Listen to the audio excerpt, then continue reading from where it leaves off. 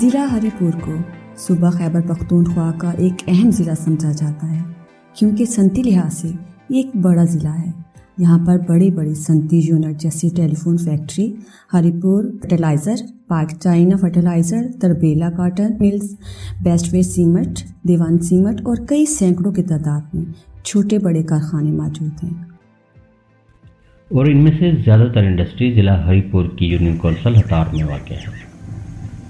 جسے حکومت پاکستان نے 1980 کی دہائی میں ہتار انڈسٹریل اسٹیٹ کا درجہ دیا تھا۔ 1980 سے پہلے یہ علاقہ بہت ہی سرسبز اور ماحولیاتی آلودگی سے پاک ہوا کرتا تھا،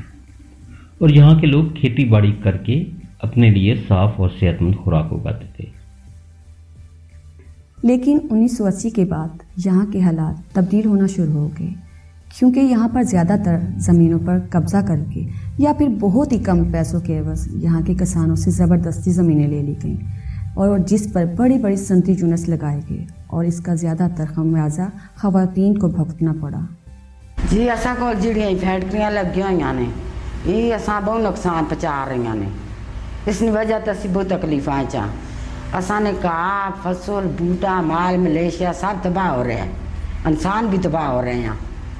کیونکہ پاکستان زیادہ تر زرعی معیشت والا ملک ہے، یہاں پر دیہی علاقوں میں خواتین مردوں کے شانہ بشانہ کام کرتی ہیں، لیکن برابر محنت کے باوجود یہ کروڑوں دیہی خواتین اپنے حقوق کے حصول میں مردوں سے بہت پیچھے ہیں،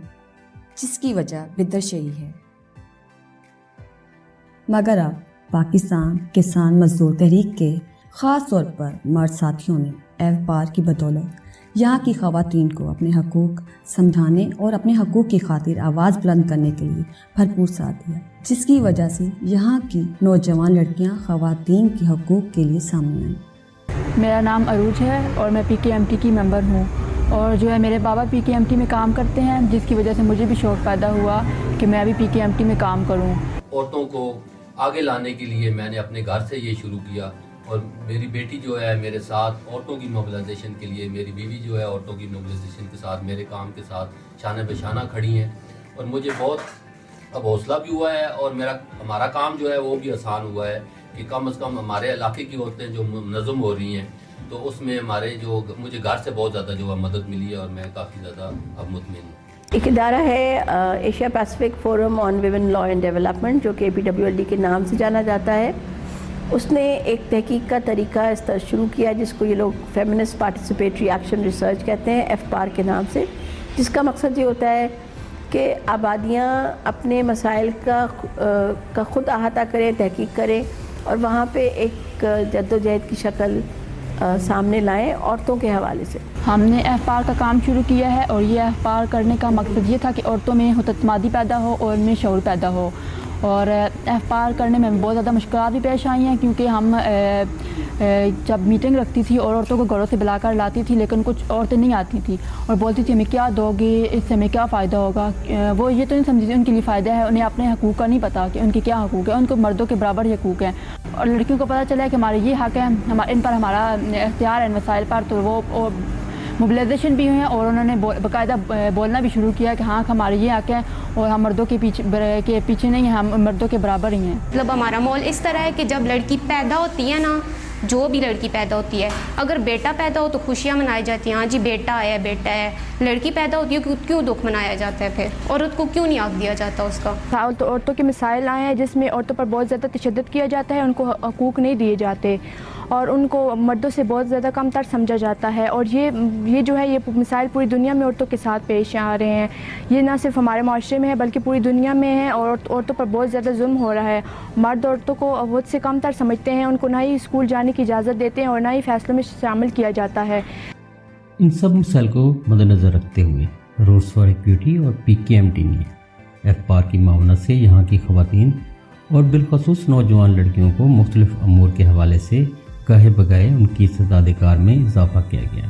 جس میں تحقیق کرنے کے طریقہ کار، عورتوں کو منظم کرنا اور اپنے حق کی خاطر آواز اٹھانا کے پہلوؤں پر مختلف زاویوں سے تربیت کی گئی۔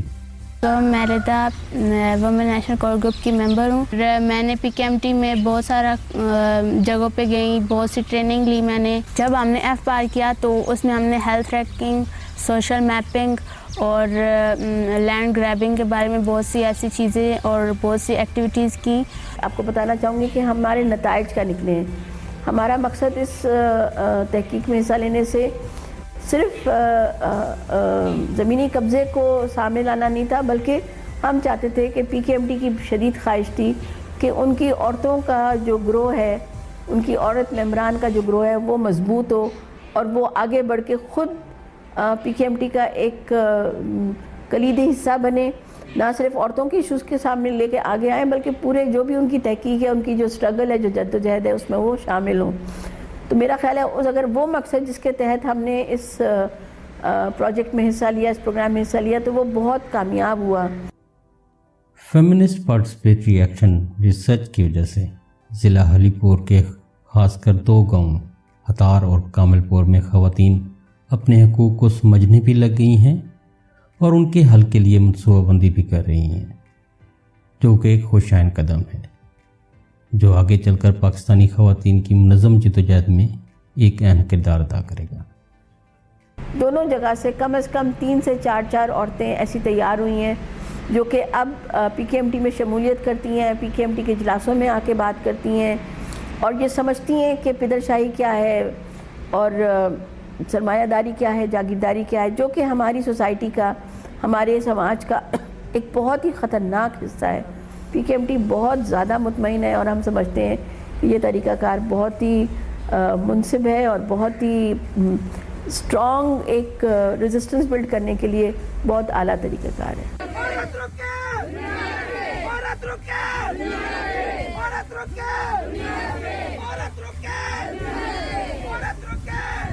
मैं चाहती हूँ कि मेरे मुल्क में औरतों के हकूक़ मर्दों के बराबर होने चाहिए, जिसके लिए मैं काम कर रही हूँ और करती रहूँगी।